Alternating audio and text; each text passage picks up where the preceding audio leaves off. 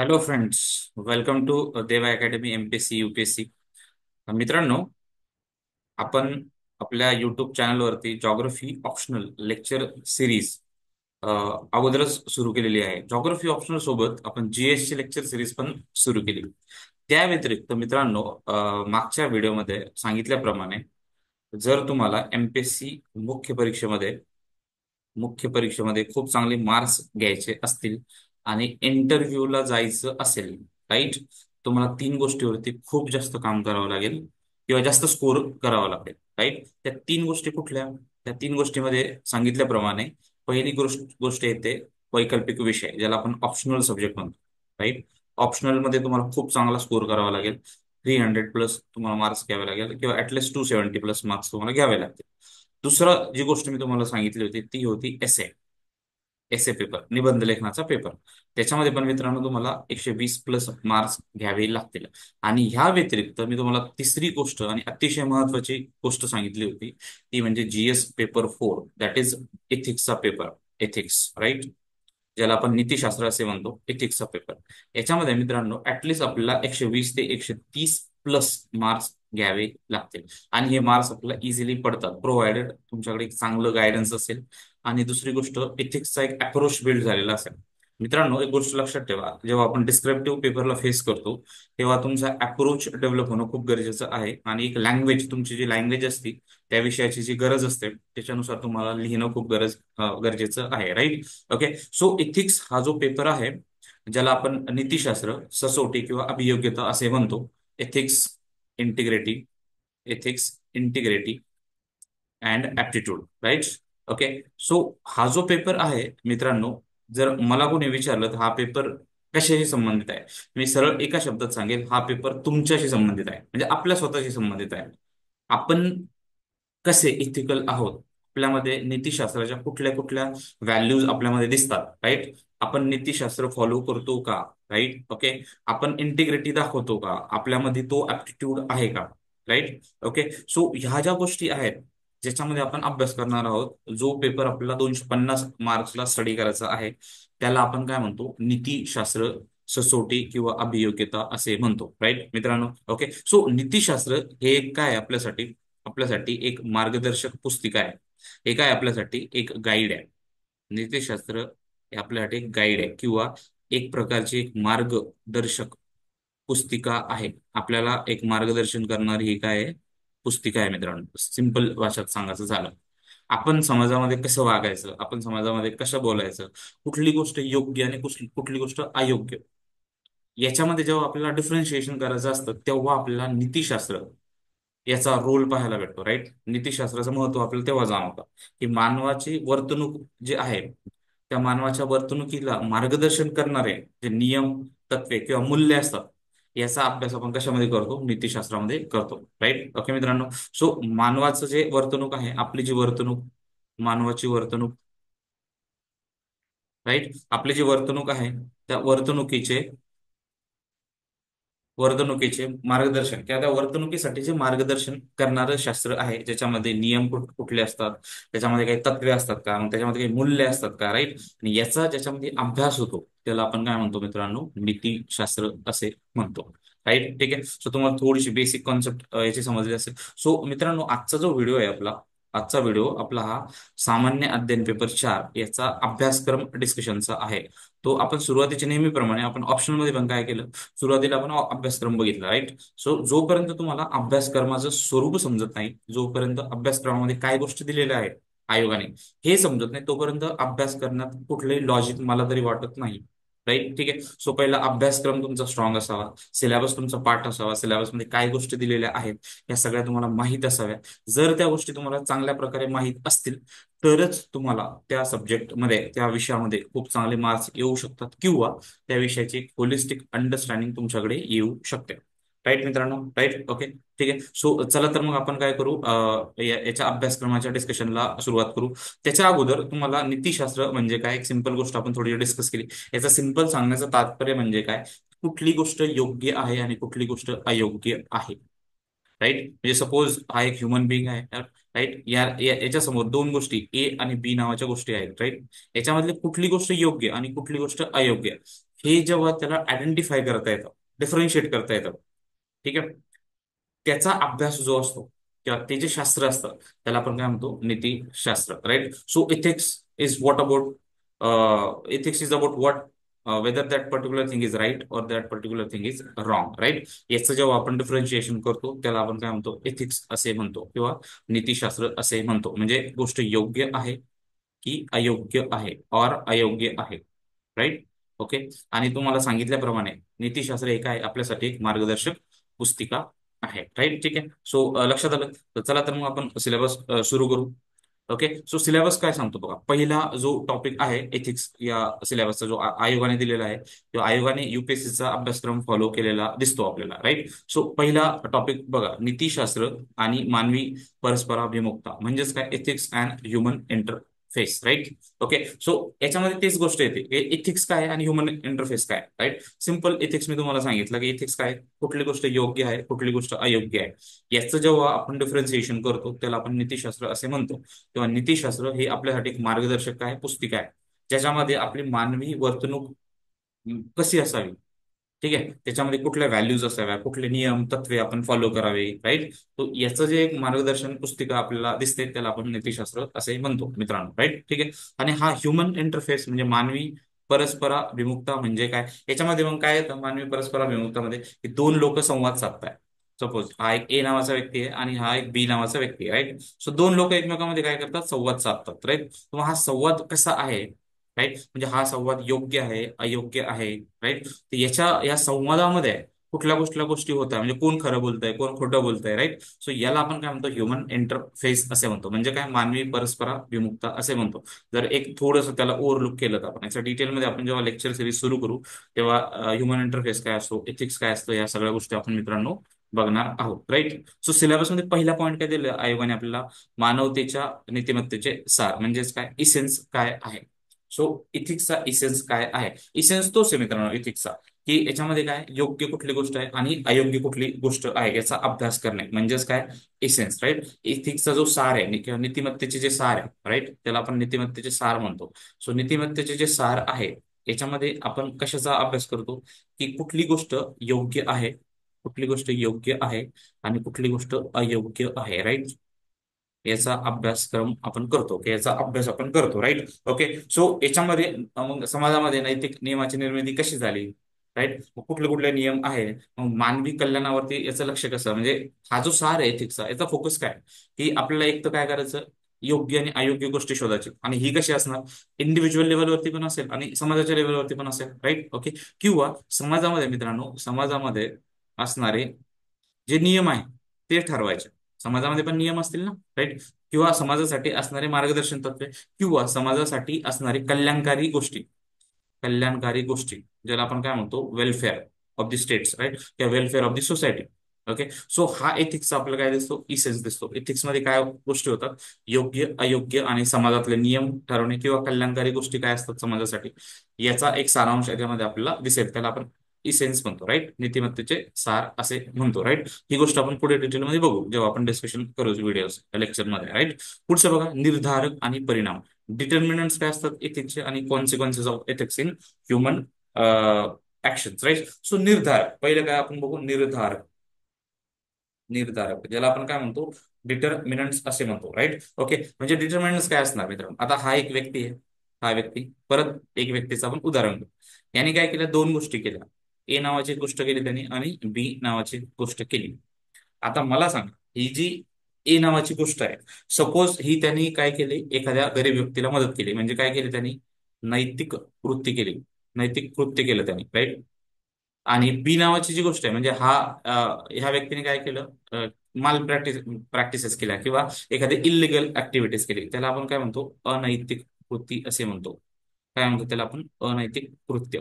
Okay. So हे जे नैतिक कृत्य आणि अनैतिक कृत्य कुठलं, हे जेव्हा डिसाईड करायचं असतं, राईट, डिसाईड करायचं असतं, त्याच्यासाठी जे पॅरामीटर्स असतात, जे निर्धारक असतात, त्यालाच आपण काय म्हणतो, डिटर्मिनंट्स ऑफ एथिक्स असे म्हणतो, त्याला आपण काय म्हणतो, डिटर्मिनंट्स ऑफ एथिक्स असे म्हणतो, राईट. ओके. सो डिटर्मिनंट मध्ये बऱ्याचशा गोष्टी येतात, मग आपल्याला डिटर्मिनंट मध्ये आपल्याला प्रिन्सिपल्स पाहायला भेटतात.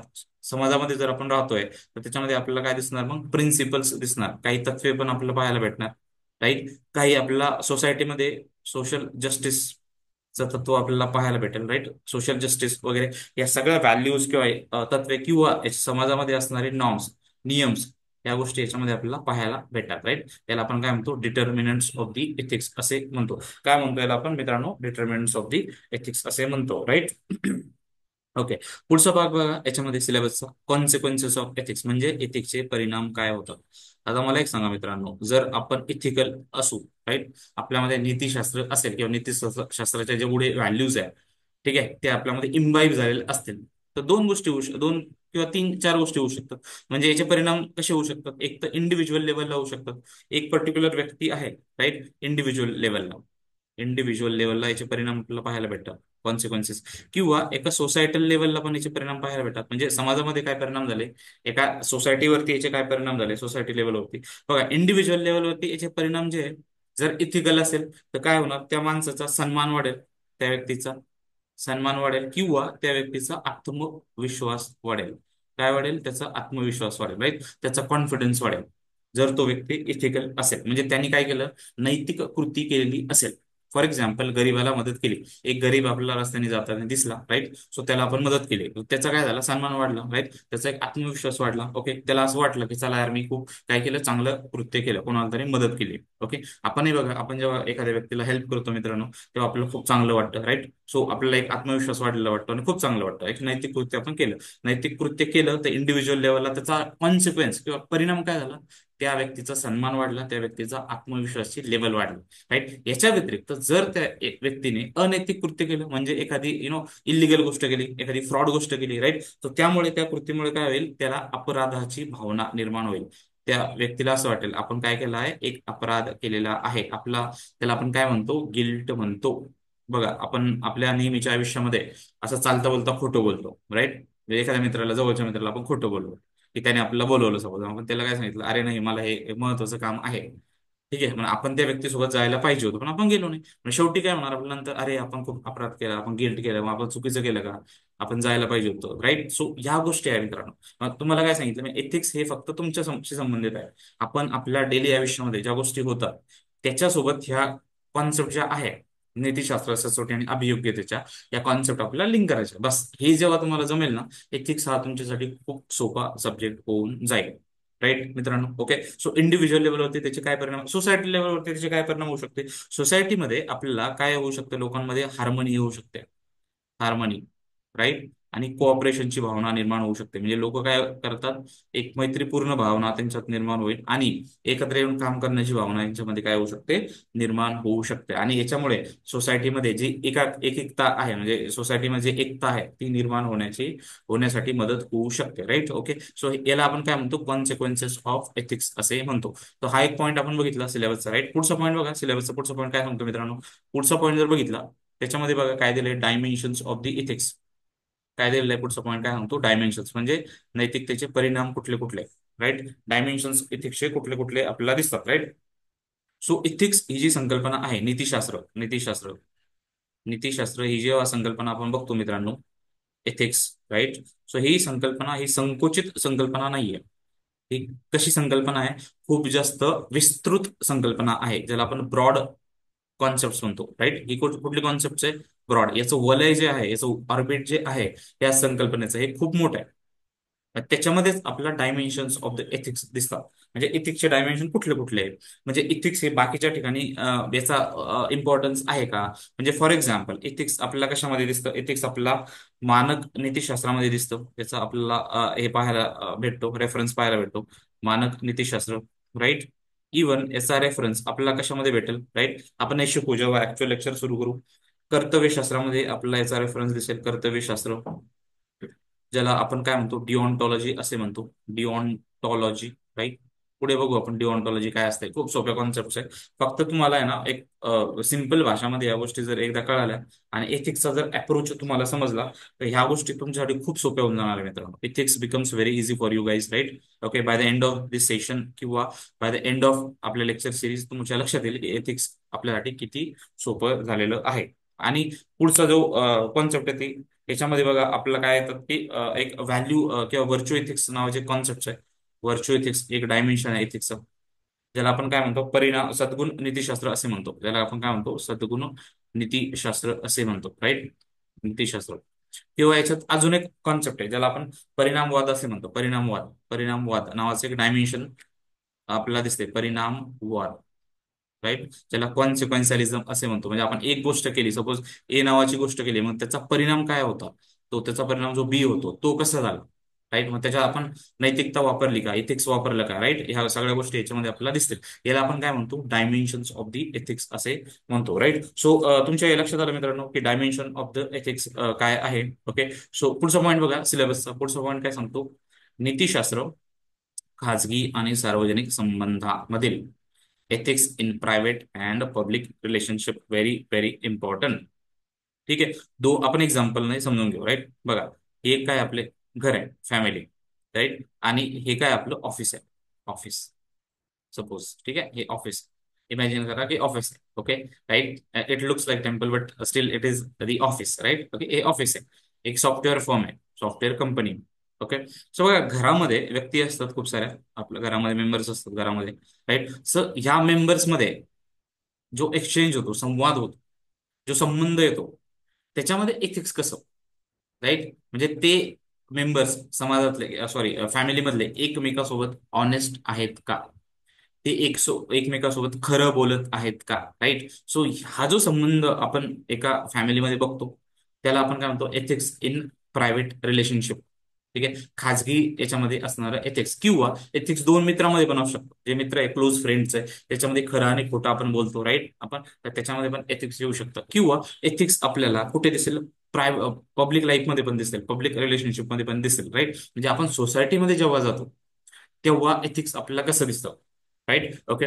सो खाजगी याच्यामध्ये एथिक्स वेगळं आणि पब्लिक रिलेशनशिपमध्ये एथिक्सच्या व्हॅल्यूज वेगळ्या, राईट. ओके. म्हणजे सोसायटीमध्ये आपण जातो किंवा ऑफिसमध्ये जातो तेव्हा एथिकल व्हॅल्यूज आपण इम्बाईब करतो का, आपण एथिकली वागतो का, आपण नीतिशास्त्र च्या व्हॅल्यूज दाखवतो का, राईट. ऑफिसमध्ये मग त्या हायरार्कीज जे असतात, बॉस असतो, एम्प्लॉई असतो, राईट. बॉस आणि एम्प्लॉईज मध्ये एथिक्स दिसतं का. सो या सगळ्या गोष्टी आपण ज्या शिकणार आहोत त्याला आपण म्हणतो ethics in private and public relationship, right. Okay. ठीक आहे. सो पुढचा पार्ट बघा सिलेबसचा. पुढचा पार्ट जो आहे सिलेबसचा तो काय सांगतो, याच्यामध्ये सगळ्यात महत्वाची कॉन्सेप्ट आपल्याला पाहायला भेटते, जे आपल्या डेली जीवनाशी निगडीत आहे, त्याला आपण म्हणतो मानवी मूल्य, ह्युमन व्हॅल्यूज, राईट. सो मित्रांनो, मानवी मूल्य हे खूप महत्वाचे आहे नीतिशास्त्रामध्ये. मी याला म्हणेल की ह्या फाउंडेशन बिल्ड करतात. These are the foundational things, right. नीतिशास्त्राचं फाउंडेशन जर असेल त्याला आपण म्हणतो मानवी मूल्य. जर आपले मूल्य चांगले असेल, व्हॅल्यूज चांगले असेल, राईट. आपले मूल्य जर चांगले असेल, व्हॅल्यूज चांगले असेल, तर आपलं जो नैतिकता आहे किंवा नीतिशास्त्र आहे याचा डेव्हलपमेंट आपल्याला खूप चांगली झालेली दिसते, राईट. ओके. म्हणजे इथिकल आपलं बिहेवियर खूप चांगलं वाढतं जर आपल्या व्हॅल्यूज चांगल्या असतील. सो मित्रांनो, मानवी मूल्य कुठले कुठले कुठले आहेत आपण शाळेमध्ये शिकलोय बघा. मानवी मूल्य म्हणजे काय, की ट्रूथ, सत्य बोलणे, राईट. अहिंसा, गांधीजींच्या आपण गांधीयन फिलॉसॉफी जेव्हा बघतो त्यामध्ये truth is there, what non violence is there, right. Trustworthiness is there, अशा खूप साऱ्या व्हॅल्यूज आपल्याला दिसतात. किंवा आपण एक प्रेम नावाची एक व्हॅल्यू, त्याला आपण लव म्हणतो, राईट, अफेक्शन, ही एक व्हॅल्यू आपल्याला दिसेल. किंवा याच्या व्यतिरिक्त आपल्याला ज्या व्हॅल्यू दिसतात त्याला आपण काय म्हणतो, शांतता, पीसफुल आयुष्य जगणे, या व्हॅल्यू. किंवा आपल्याला जस्टिस एक व्हॅल्यू दिसते ज्याला आपण म्हणतो न्याय. आणि मित्रांनो, ह्या ज्या व्हॅल्यूज आहे या व्हॅल्यूज आपल्याला आपल्या कॉन्स्टिट्यूशन मध्ये, आपलं जे संविधान आहे या संविधानामध्ये पण रिफ्लेक्ट झालेल्या दिसतात. तुम्ही मग प्रिअम्बल जर बघितलं, प्रिअम्बल मध्ये आपल्याला व्हॅल्यू दिसतील, प्रिअम्बल. किंवा तुम्ही जर डीपीएसपी बघितलं, DPSP, directive principles of state policies, right, याच्यामध्ये पण आपल्याला व्हॅल्यूज रिफ्लेक्ट झालेल्या दिसतात. सो आपल्याला याच्यामध्ये या पूर्ण व्हॅल्यूज काय आहे, सत्य कशाला म्हणतो आपण, अहिंसा, प्रेम, शांतता, न्याय, अशा खूप साऱ्या व्हॅल्यूज आपण काय करणार आहोत, ऍक्च्युअल लेक्चर सिरीज मध्ये डिस्कस करणार आहोत. त्या व्यतिरिक्त बघा याच्यामध्ये एक कुठली गोष्ट आहे, महान नेते, सुधारक व प्रशासक यांचे जीवन आणि शिकवण यापासून धडे, राईट, यापासून धडे, right. Okay. So human values, lessons from the live and teachings of great leaders, reformers and administrator, right. बघा, आपण लहानपणापासून खूप महान महान व्यक्तीबद्दल शिकत आलेलो आहोत, राईट. म्हणजे जसं मी आता एक्झाम्पल दिलं गांधीजीचं, राईट. गांधीजी यांच्या ज्या व्हॅल्यूज आहेत, ट्रुथफुलनेस असो, नॉन व्हायलन्सची व्हॅल्यू असो, राईट. ओके. किंवा याच्या ट्रस्टवर्दीनेसची व्हॅल्यू असो, या बऱ्याचशा व्हॅल्यूज गांधीजीकडनं आपण शिकलोय. त्या व्हॅल्यूज बद्दल आपल्याला काय करायचं, डिस्कस करायचं याच्यामध्ये, राईट. किंवा आपण स्वामीजी बद्दल बोलतो, स्वामी विवेकानंद, स्वामीजी, राईट. सो स्वामी विवेकानंदांच्या ज्या व्हॅल्यूज आहेत त्याही आपल्याला इथं डिस्कस करायच्या आहेत. किंवा जे रिफॉर्मर्स आहेत, रिफॉर्मर्स कुठले? रिफॉर्मर्स आणि ऍडमिनिस्ट्रेटर आहे का? मग आपण सावित्रीबाई फुले यांच्याबद्दल डिस्कस करू शकतो. सावित्रीबाई फुले, ठीक आहे, यांच्या व्हॅल्यूज ज्या होत्या त्या आपण डिस्कस करू शकतो. किंवा महात्मा फुले बद्दल आपण डिस्कस करू शकतो, राईट. किंवा बी आर आंबेडकर यांच्याबद्दल आपण डिस्कस करू शकतो. त्यांच्या व्हॅल्यूज ज्या होत्या, कुठल्या व्हॅल्यूज मित्रांनो? ह्युमन व्हॅल्यूज, मानवी मूल्य, त्याचे आपल्याला इथं डिस्कशन करायचं आहे. किंवा जे ऍडमिनिस्ट्रेटर आहेत त्याचंही आपण एक्झाम्पल घेऊ शकतो. जसं आपण टी एन सेशन यांच्याबद्दल ऐकलेलं असेल. मग टी एन सेशनच्या व्हॅल्यूज कुठल्या होत्या? खूप फेमस इलेक्शन कमिशनवरती जे मेंबर होते, राईट, टी एन सेशन, त्यांच्याबद्दल तुम्ही ऐकलं असेल. सो यांच्याबद्दल आपण यांच्या व्हॅल्यूज कुठल्या कुठल्या होत्या, ह्या सगळ्या गोष्टी आपण काय करणार आहोत, याच्यामध्ये शिकणार आहोत, राईट. ठीक आहे. सो पुढचा पार्ट बघा या सिलेबसचा, पहिल्या युनिट मधला पुढचा पार्ट काय सांगतो. आपण पहिला युनिट डिस्कस करतोय मित्रांनो एथिक्स मधलं. याच्यामध्ये बघा, मूल्य रुजवण्यासाठी कुटुंब, समाज आणि शैक्षणिक संस्था यांच्या भूमिका, role of family, society and educational institutions in inculcating values. Very very important. बघा मित्रांनो, जर याची समरी बघितली, पहिला आपण सुरुवात करू फॅमिली, आपलं कुटुंब. बघा, कुटुंबामध्ये आपण व्हॅल्यूज सगळ्यात अगोदर कुठून शिकतो? आपल्या आईपासून. आई जी असते ही आपली पहिली टीचर असते, right. So mother is our first teacher, असं म्हणतात की आई ही आपली पहिली शिक्षक आहे. आईपासून आपण काय करतो? व्हॅल्यूज शिकतो. म्हणजे खरे बोलणे, खोटं न बोलणे, चोरी न करणे, राईट. या अशा ज्या बेसिक व्हॅल्यूज असतात ते आपण शिक. किंवा मोठ्यांचा रिस्पेक्ट करणे, मोठ्या आहेत त्यांचे पाया पडणे, रिस्पेक्ट करणे. या व्हॅल्यूज ज्या आपण शिकतो, या कुठून शिकतो? आपण कुटुंबाकडून शिकतो, राईट. म्हणजे सुरुवात कुटुंबाकडून बघ. ठीक आहे. मग समाज असं आला, कुटुंब आलं, मग समाज. मग समाजाकडून आपण काय व्हॅल्यू शिकतो? की आपण फ्रेंडली राहणे, ब्रदरहुड दाखवणे, राईट. ओके. हार्मनी दाखवणे, जस्टिस आपण दाखवणे, राईट. एकत्र राहणे, सगळ्यांचा आदर करणे, रिस्पेक्ट करणे, या समाजाचे नॉर्म्स जे असतात ते फॉलो करणे, या व्हॅल्यूज आपण शिकतो. एज्युकेशनल इन्स्टिट्यूशन जे असतात, ज्याला आपण शाळा म्हणतो, राईट, शैक्षणिक संस्था. शैक्षणिक संस्थेमध्ये पण आपण मूल्य शिक्षण शिकत असतो मित्रांनो. मूल्य शिक्षण आपण नेहमी शैक्षणिक संस्थेमध्ये शिकतो. तिथेही आपण बऱ्याचशा गोष्टीचा आपण काय करतो? अभ्यास करतो. तर ह्या आपण डिटेलमध्ये शिकणार आहोत आपल्या लेक्चरमध्ये, की रूल ऑफ फॅमिली काय, सोसायटी काय, एज्युकेशनल इन्स्टिट्यूशन्स काय, in inculcating the values, right. ठीक आहे. तो हा खूप महत्वाचा पार्ट आहे ह्या युनिट 1 मधला. आपण शिकू पुढे एक एक कॉन्सेप्ट आहे, खूप सोप्या भाषेमध्ये आपण या गोष्टी आपण पुढे शिकणार आहोत, राईट. ओके. सो तुमच्या लक्षात आलं, राईट. सो हा काय झाला आपला पेपर 1, सॉरी युनिट 1चा हा सिलेबस झालेला आहे, राईट. ठीक आहे. तो आपला हा युनिट 1चा सिलेबस इथिक्स मध्ये दिसतो. परत एकदा रिवाइज करतो. सिलेबस काय युनिट 1चा बघा. सिलेबस काय सांगतो? पहिला की नीतिशास्त्र आणि मानवी परस्पराभिमुखता, ज्याच्यामध्ये आपण एसेन्स बघतो. दुसरा पार्ट आहे ज्याच्यामध्ये आपण निर्धारक आणि परिणाम बघतो इथिक्सचे, राईट. याच्या व्यतिरिक्त जर आपण पुढचा पार्ट बघितला, त्याच्यामध्ये आपण काय बघतो? डायमेन्शन्स ऑफ द एथिक्स, म्हणजे काय? नैतिकतेचे परिणाम बघतो. त्याच्या व्यतिरिक्त नीतिशास्त्र खाजगी आणि सार्वजनिक संबंधामध्ये, राईट, म्हणजे ethics in public life and private relationship, right, हे आपण बघतो. त्याच्या व्यतिरिक्त आपण मानवी मूल्य काय असतात, ह्युमन व्हॅल्यूज, ते आपण बघतो. परत महान नेते, सुधारक आणि प्रशासक यांचे जीवन आणि शिकवण यांच्यापासून आपण कुठले कुठले धडे घेतले, कुठल्या कुठल्या गोष्टी आपण शिकलो, याच्यामध्ये आपण बघणार आहोत, राईट. ओके. पुढे याच्यामध्ये लास्टचा जो पॉईंट आहे की role of family, society and educational institution in inculcating the values, right. ठीक आहे. सो हा आपला पहिलं लेक्चर होतं मित्रांनो इथिक्सच्या सिलेबस डिस्कशनचा. आपण पहिला पार्ट डिस्कस केला. पुढचं जे लेक्चर असेल याच्यात आपण युनिट 2 जो दिलेला आहे आयोगाने, तो आपण डिस्कस करणार आहोत. जेव्हा आपला सिलेबस डिस्कस होईल तेव्हा आपण महत्वाच्या एक एक कॉन्सेप्ट एथिक्सच्या काय करणार आहोत, एक्झाम्पल सहित आणि खूप सोप्या भाषेमध्ये आपण शिकणार आहोत. तुम्हाला खूप याच्यामध्ये मजा येणार आहे एथिक्सच्या. सो तुम्ही शेवटपर्यंत आपले व्हिडिओज लेक्चर बघायला सुरुवात करा, राईट. आपण जॉग्राफी ऑप्शनलची सिरीज पण चालू केलेली आहे, ती तुम्ही बघू शकता. त्यातही आपण सिलेबस आणि डिटेल आता टॉपिक आपण घ्यायला सुरुवात केलेली आहे, राईट. ओके. सो हा व्हिडिओ जर आवडला असेल मित्रांनो, तर नक्कीच तुमच्या सगळ्या मित्रांसोबत हा शेअर करा. कारण जीएस पेपर 4 हा सगळ्यांसाठी कॉमन आहे इथिक्सचा, राईट. सो जास्तीत जास्त लोकांपर्यंत हा व्हिडिओ गेला तर आपल्यालाही एक मोटिवेशन भेटेल. ठीक आहे, हे नवीन नवीन व्हिडिओ बनवण्याचं. ओके. व्हिडिओ बनवण्यासाठी खूप सारे एफर्ट्स लागतात, मेहनत लागते, right. Okay. So guys, do subscribe my channel. Thank you for watching the video. See you in the next lecture. Thank you.